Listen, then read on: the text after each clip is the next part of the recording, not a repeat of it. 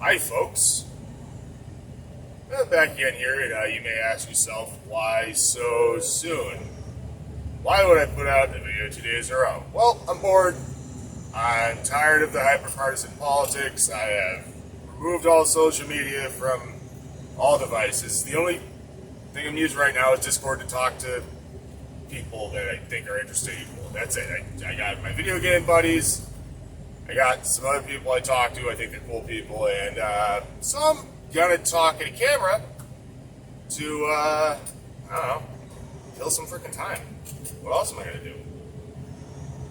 The funny thing happened last night. I was playing my favorite video game.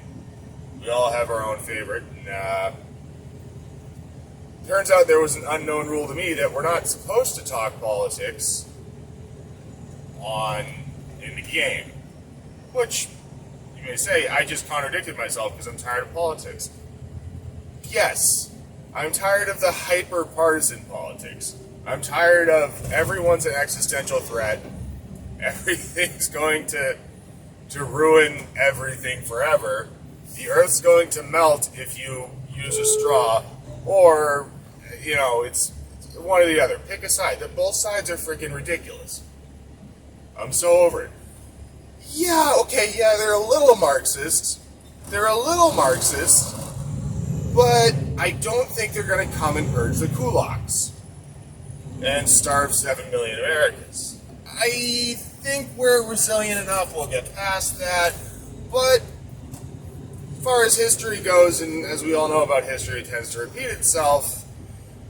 Oftentimes, the very, very, very, very vocal minority of people can advocate change in a bad direction. Like, hey, let's get rid of the free market. Yeah, the free market's bad. Okay. Alright, yeah, we've seen how that works. Spent like an hour trying to get a video together about what I think the root cause of hyperpartisan stuff is. So, when I'm on a video game server playing a video game with people, and some guy who's a little buzzed from, I don't think he was American, he was just talking about American politics, because the world loves to talk about our politics because it's so maddening and entertaining. It just depends on what point in the cycle you're at for the election. Everything, it starts off with who can be the most extreme. I want to build the biggest wall, or I want to have open borders. Right? Whatever he is saying, I'm going to say the opposite. I'm going to say the most opposite. This is the kind of stuff I enjoy talking about with people on the internet. Like, we're not talking about the existential threat stuff. We're talking about, can you believe how ridiculous these politicians are? Listen to what he said 4 years ago and listen to what he said now. It's a Koch brothers conspiracy. No, open it up. Everybody, come on, let them in. It's like, all right, there needs to be some metric by which you can or cannot achieve citizenship. I'm not saying nobody, but, yeah, that's enough about that. So I want to just tell a funny story, and it's a funny story about me when I was, I was 22, 23 maybe, and I was in New Orleans. And New Orleans, if you've never been, is the shit. I would never, ever, ever, ever go to New Orleans during Mardi Gras. I like people. I like individual people. I like people on a small scale. I don't like madness, giant frat dudes everywhere. Everyone, hey, look, there's a big guy. If we fight him, we get street cred. Nah, it's no fun. I'd like to go to New Orleans. When I did, that one time, in the off-season, with the Gulf oil spill, around that time. That was cool flying over the Gulf. And I had a grand old time. And I ate all sorts of stuff I'd never eaten before, gator bites, and just fun, good food. The culture is so freaking awesome down there. It's hot. It's really hot and humid and muggy, but man, it's just cool people. Cool people in New Orleans. Happy. It's freaking cool. But I learned a little bit about making wrong turns at Albuquerque. Because I'm a young man, I'm wearing some Carhartt shirts and like a light, but I was such a tourist, comically. And the thing about New Orleans is it's Disneyland during the day and it's Las Vegas at night. If that makes sense. I've only been there once. I only saw what I saw, but I had a grand old time.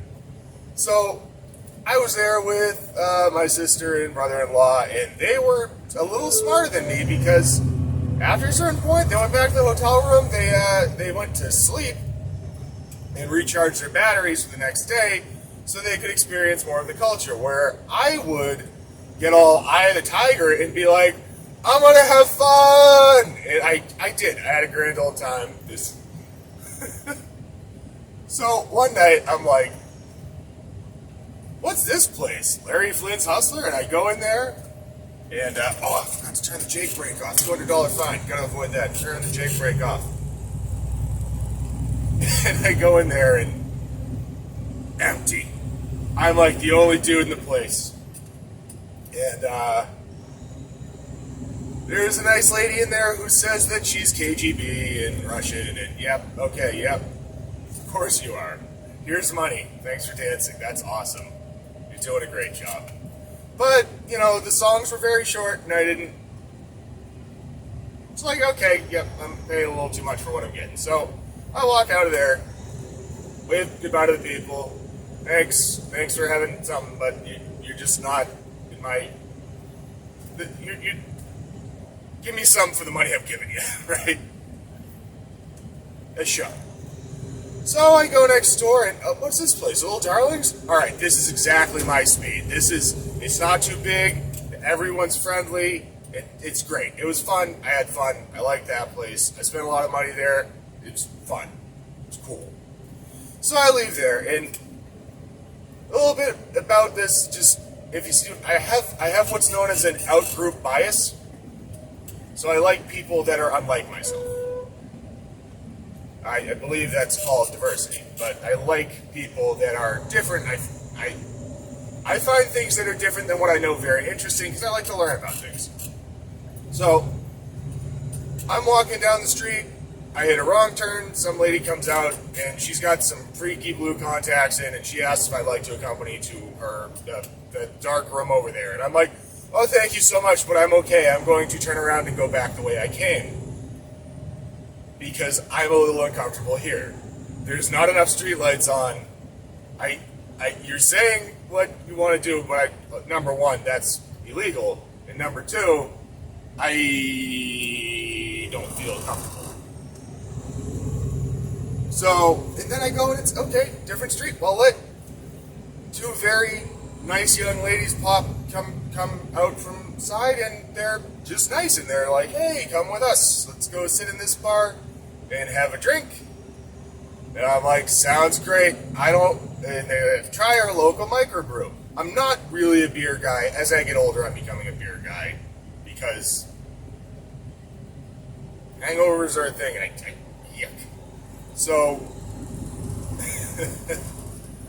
I sit down with these two nice ladies at a bar, to the best of my recollection, because it was rather late in the evening or the morning at this point, depending on how you slice your time. And, small talk. Try this beer. I take a sip.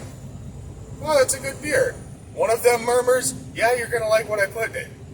And in my young mind, my young 22, 23, however old I was, I'm invincible mind, I think nobody would ever, why would anyone do that to a male? Like, why would anyone, that doesn't make any sense to me. I must have heard her wrong, but I did see a hand movement out of my peripheral vision. I'm getting a phone call. I'll try and pick up where I left off. And we're back. Okay, so where was I? Yes. Two young ladies that were each side of me at the bar, and, well, when you're young, dumb, and full of, you know what, you're willing to look past a lot of stuff. A lot of red flags and warnings. So I see a hand hover over my beverage, and words were uttered, and I'm like, no, I'm invincible. There's nothing wrong here. Everything's fine. So one thing leads to another, and me being, of course, young and stupid, I follow these two ladies anywhere.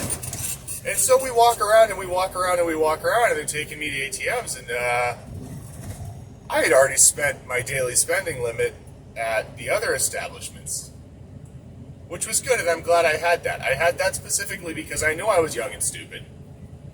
And young, stupid plus alcohol equals bad decisions for your bank account. So, just following these two young ladies around town, and one of them's like, we're not going to get anything out of them. No. Nope. On so many levels. There's a phrase that I don't know if it's common parlance, but I'd call it too drunk to F. Yeah, that's the situation I was in. Whoa. Just a giggly young doofus. Having the time of his life. So, this story coming to its logical conclusion is embarrassing as it is for me, because I'm going to tell this embarrassing story about myself so that hopefully you don't repeat my mistakes. This is the stupidest thing. I can't believe I did it. I'm still looking back like, wow. I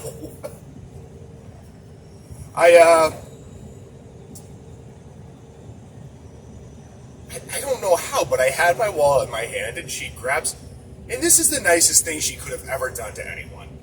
She grabs my wallet, rifles through it, and I think, oh, she's putting her business card in my wallet. Because that's the level my brain was operating on at the time. And,